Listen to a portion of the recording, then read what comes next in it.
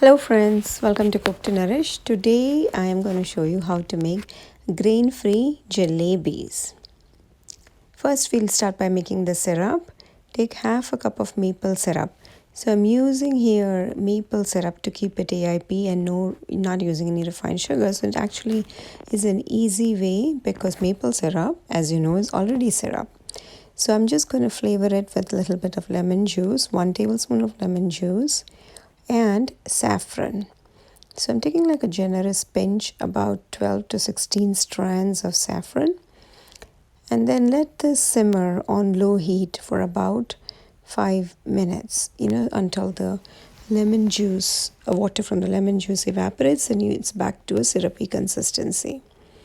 Once that happens, you can let it cool. So it takes about 5 minutes. And yeah, that's pretty much how you make the syrup. So let it cool, and then you make the batter for the jalebis. I'm using 1 cup of tapioca flour or tapioca starch. They both are the same. I'm using Anthony's brand, as you can see here. And then we also need arrowroot flour, 2 tablespoons.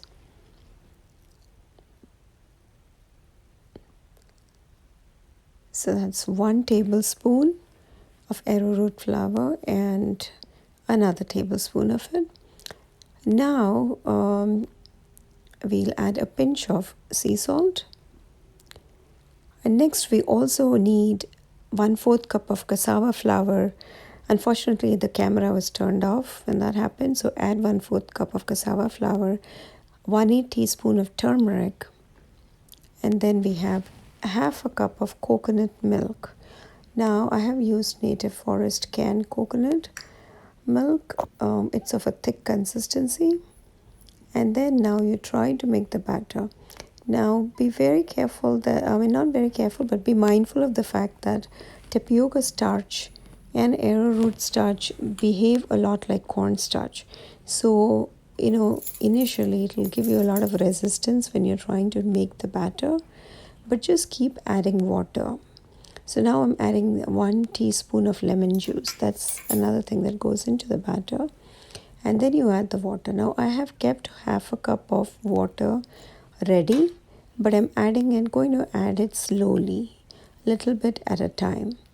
So again, this water quantity is approximate. The key is to look at the consistency of the batter. The batter for the jalebis need to be thick batter, but flowing batter, but it should not be too thin. If it is too thin, then your jalebis will become like they'll break apart, or they'll become like very thin spirals. But you want like thicker spirals, so you need the batter to be thick, but at the same time it should be flowing freely. So it'll, I like to use the whisk for such thick batter. So in this case, I'm using a whisk. And yeah, I'm sorry, my arm is kind of blocking your view a little bit. But basically, I wanted to show you how the batter is really thick. And, once you get that thick batter, you can stop adding the water. And when you're ready to fry the jalebis, last minute, just add the baking soda. That is half a teaspoon of baking soda. And you can see how the batter is really thick here. And next step is to squeeze it or add it into a squeeze bottle or a Ziploc bag. I didn't have a squeezy bottle, so I used a Ziploc bag. But I think the better thing would be to use a squeeze bag or bottle, sorry. So here's my Ziploc bag. I'm kind of using a measuring cup to pour this into the bag.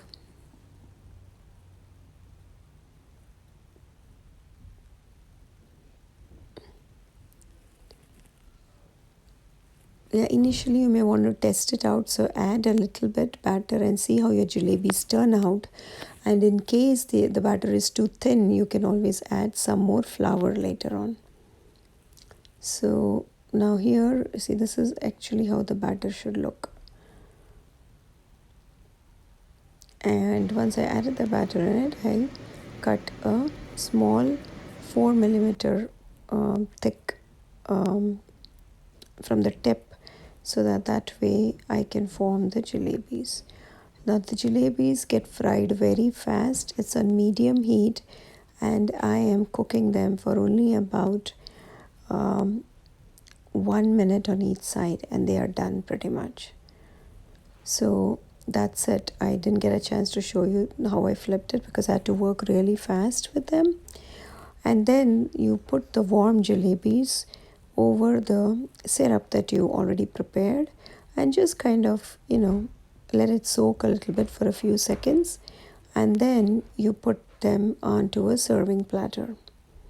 So basically take the fried jalebis and dip it both sides in your sugar syrup, and then transfer it to another dish. There you go. That's the jalebis that are ready. Sounds so easy, right? I hope you can try this recipe for this Diwali. Thanks for watching. Happy Diwali. Hope you can try this recipe, and do let me know in the comments how it turns out.